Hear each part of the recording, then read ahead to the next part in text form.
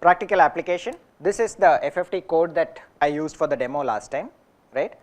And what we have is essentially, hopefully you are already familiar with this. I think I uploaded it onto the Moodle also, so please take a look. We'll make sure that it's there for you to look at. The way that the FFT has been written is just following exactly the principle of either the decimation on time or decimation in frequency. I'm not sure which, but one of those techniques, right? The standard 5 stages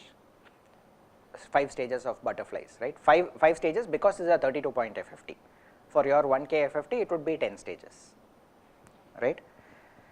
And the way that we do it is we do the bit reversal in the beginning, not at the end. It does not matter, that can be swapped around, it will give you the same result. You will see that the variables have been declared as static over here. That is something that is related to the way that Vivado HLS works. It interprets static variables as block rams, which will retain their value from one call of the function or one invocation of this module to the next. Okay.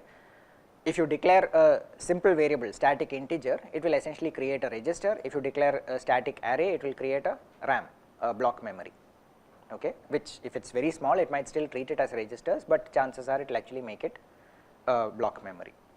So this is what the code looks like. I am not going to look at the test bench and so on, you are already familiar with that. Let us straight away look at what happens if I just synthesize this. Okay. So before we synthesize, let us look at the right side over here, right. You see this tab called directives, right. Directives is where I can give instructions to the compiler or give directives. I mean that is the best word for it actually, right. I mean it is not really an instruction, it is more like a suggestion to the compiler saying do this. There is a chance that the compiler will ignore your directive saying that this cannot be implemented in a certain way. Most likely almost certainly you will get a warning if that is the case, right. But otherwise what is happening is these directives are used to tell the compiler that it can try certain kinds of optimizations, for example unrolling, pipelining and so on, which are normally considered unsafe for a compiler to do. Okay. So all of those optimizations that we talked about, see certain things like common sub expression elimination and all, the compiler will just do because those are very obvious and simple and reasonably straightforward. There may be cases where it is not able to catch a common sub expression and gets does not do it properly. You will usually be able to tell by looking at the synthesis results and you can then fix that, right. So these directives are usually used at a slightly higher level, things that a compiler would not normally do. Okay. Let us look at examples. So before we get into that, first thing we do is we just take this baseline code, let us synthesize it. Okay. So what happens when I just synthesize this basic HLS code, hopefully it runs properly, yeah. So by the way, one other thing, you will notice that the time taken for synthesis over here was 15 seconds, right. This is a 32-point FFT, right. If it is a 1K FFT, it will be pretty much similar, less than a minute for sure. Okay. If your synthesis is taking more than 1 minute, right, it probably means that there is some problem with the way you have written the code. The compiler is getting confused with something that you have written and is trying to do something which will cause problems for you later on. Okay. Go back, look at your code and fix that problem, right, because we actually have instances of a design that has like 13 FFT blocks, matrix multiplication, Cordic, everything in it, synthesizing in 1.5 minutes, okay, less than around 100 seconds or so, right. So depending on how you write the code, it is entirely possible to get fast synthesis. The problem is there are certain kinds of ways of writing the code that can result in terrible performance also, so you have to be careful of that. Okay. So now what do we see here? Again the main thing to look at is 1600 cycles latency and 1600 cycles initiation interval, right, because essentially if you go look at this analysis pane that is put over here, it pretty much tells you exactly what is happening. There is a bit reversal which takes some number of steps, right. If you look at this, you will notice that according to this everything should be over within 12 steps, right, but it is taking 1600. So obviously a step over here does not correspond to one clock cycle. A step is a so called control step when a particular operation could be initiated or terminated, right. And if you go deeper into it, you will find that each of those steps in turn has an elaborate explanation of how many cycles or how many steps it is going to take, how many, in turn it breaks it up. But the important point from that diagram is that everything is just completely serial over there. Okay. So, if you look at it, synthesis option 1600 cycles. Let us look at what happens over here. There are two parts to the latency. One is, it says that the FFT module takes 305 clock cycles, and there is also a separate bit reversal loop which takes 96 clock cycles. This is already interesting, because if I really look at it, the bit reversal, according to the way that I wrote the code, the bit reversal is also a function. Okay. But if you go and look at the results over here, right, at the bottom that I am showing you over there, you will find that there are a few things over here. The important point is inlining function bit reverse into FFT, an example of function inlining. Okay. Why? If you look at the code, the bit reverse function is simple, it is just a for loop. Okay. And what the system has decided is, this is not software, I am not going to be scheduling instructions, but on the other hand, if it was a separate function, I would have to create a finite state machine, give it a start signal, wait for a done signal, etc.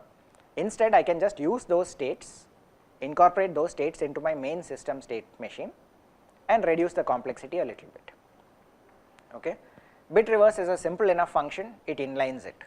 FFT is not, FFT0 is not simple enough for it to do that, it treats it as a separate module, which is why in the synthesis result we see that that is treated as an instance, whereas bit reversal is treated as a loop. Okay. Alright, so bit reversal is taking 96 clock cycles. Let us understand that it has a trip count of 32, meaning that the for loop is actually running 32 times. We know that because that is how we wrote the code, and the latency is 3 cycles. What is happening inside bit reversal? I need to compute this index, I need to read a value from index, and I need to write a value into data out. Exactly what I showed you earlier, right? There is a compute, read and write. The order is different, it is not read, compute, write, it is compute, read, write. Okay. Can I pipeline it? Alright, let us try it. The way that you do it is you basically right click on this, insert a directive. Okay. There are two options, you can either put it into the directive file. What that means is it creates a separate script that captures your directives, right, and allows you to have separate scripts with separate sets of directives that you can try out on the same hardware. Okay. The alternative is to put it in the source file. Okay. What you need to do is pick the pipeline directive. I am going to put it in the source file just to show you what it looks like, but in general you can put it in the directive file as well, it does not really matter too much. So, if I put it in the source file, what it does is it just adds something called a hash pragma. Okay. Hash pragma is not a standard C++ code. On the other hand, or rather it is something that is standard in C++, it is a way by which you can pass directives to the compiler. In this case, the hash pragma is used in order to pass HLS directives. Okay. So, what you see over here is it says pragma space HLS, so it tells it in which area or which namespace the directive is that you are trying to give, and then the actual pipeline itself, which is the directive. What happens when you do this? I need to save the file and synthesize it again. What will happen when I do that is it will then go through the same process, right. Typically what happens during the synthesis is that you will find analyzing the design and then starting code transformations are two places where it might sometimes get stuck for a while, right. That analyzing the design is bit interesting. Basically what is happening is if you have multiple files, unfortunately it ends up being slow, it actually takes a long time to read through multiple files. If you put everything into a single file, it sometimes works faster.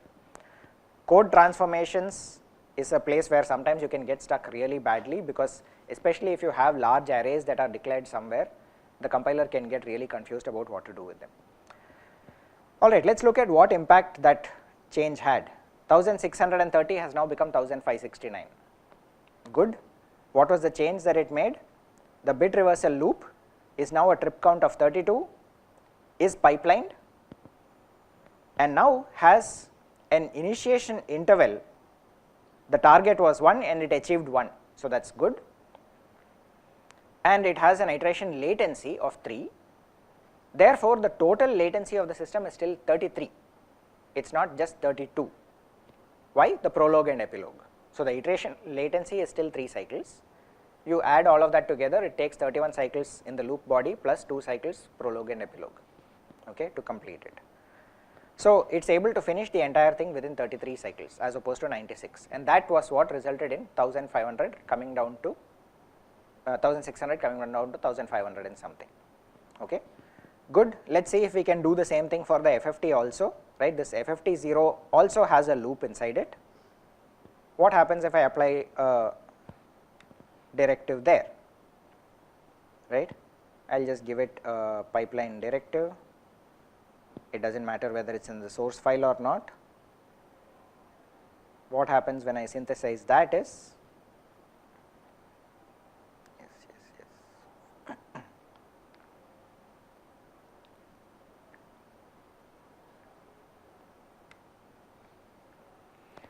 you will find that the functions inside the FFT block, right, what are they? There are a lot of things happening over here. There is some computation of index, let us just quickly take a look at it. Then there is some other additions being done over here. The main work is in this product, right, and then a plus and minus of that product followed by an if statement. If you really look at it, all of them could potentially, a lot of these things could potentially either be done in parallel or at the very least could benefit from pipelining. I can do the expression corresponding to cycle I in, or rather the dependency for I can be done in the previous iteration and so on. What happens to the synthesis result? It has now come down to 300 cycles. What happened, right? Let us look at the instances. The FFT latency has essentially come down to 51, from 305 it came down to 51, okay. If I go inside it, I will find that that 51 essentially corresponds to the, actually that is interesting, let us just take a look at that. Right. What is happening over here is inside the FFT there are no further instances, but there is a loop which runs 16 times. It has a target initiation interval of 1, but it achieved only 2. Okay. Why is that? If you look at it, what is happening is there are 2 writes to data out that are happening over here. There is data out getting updated here as well as over here. Okay. And the way that we have written the code, at least the data in and data out, even though they are separate variables at the top level, as far as this function is concerned, it is just treating them as a single array, a memory block. So, it is trying to write 2 values to it. It says that it cannot do them in a single cycle, and therefore, it is splitting it out over 2 cycles, right, and you end up with this achieved initiation interval of 2, and it has a huge iteration latency. What does that mean? An iteration latency of 20 basically means that in order to do all of these steps, which is compute this, then do the addition, then do the computing the L limit, this product is a complex floating point computation that takes up a large part of the latency. Okay. Then you have also complex floating point additions, which are also not single cycle latency, they take a little bit more than that. Net result, we have 49 cycles latency for the FFT block plus handshaking, 1 cycle to start, 1 cycle to stop, so it becomes 51 by the time it reaches the top level. 51 into 5 is somewhere around 250 something, plus 33 for the bit reversal, we end up with 299.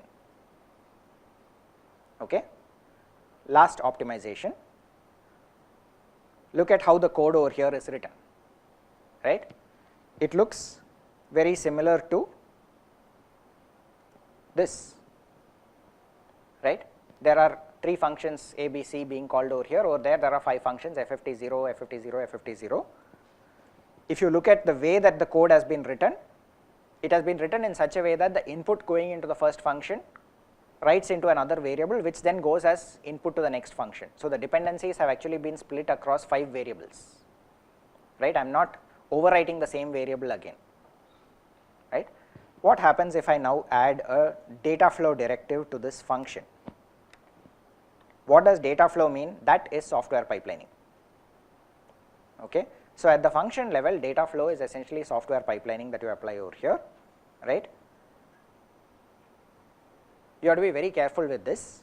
For data flow to work, you will find that when you try using it on any function of yours, it will, there is a good chance that it will complain saying that it can't do it, right, or it will complain that the order of in which you read some variable or you wrote some variable or you did something else is not correct, it can't handle this, it will keep complaining about it. That is because you need to basically understand that as far as data flow blocks are concerned, in addition to the fact that the dependency should only be in one direction going forward, it also makes an assumption that you are only going to take certain values in order and transfer them. What happened? We have come down to 36 clock cycles. Okay. So, from 1600 initiation interval, you have come down to 36. Okay. And the latency over here is 169. Right. So, you actually see what is happening is that in this case the FFT latency instead of 51 actually came down to 33, right. If you look at what happened over there, you will actually, you go inside and you will find that now, because you have explicitly made it clear even at the top level that the data out signal is going to be something different for each block, it is able to parallelize both the data writes and use a dual port RAM in order to achieve the fact that both the data outs can be written during the same clock cycle. Okay. Which means that the latency of the FFT block itself comes down to 33, which means that the total latency of the system is 33 into 5, right, which 33 into 5 plus something, it should be, okay, I am not sure about this 169, we will probably have to look at that and find out where that 169 came from, but you can see that the interval at least is just one cycle greater than the max of the others, right. The bit reversal in this case takes 35 cycles, and that ends up being the block B over here, the one with the largest latency, okay, and the bottleneck, which sets the initiation interval of the overall system.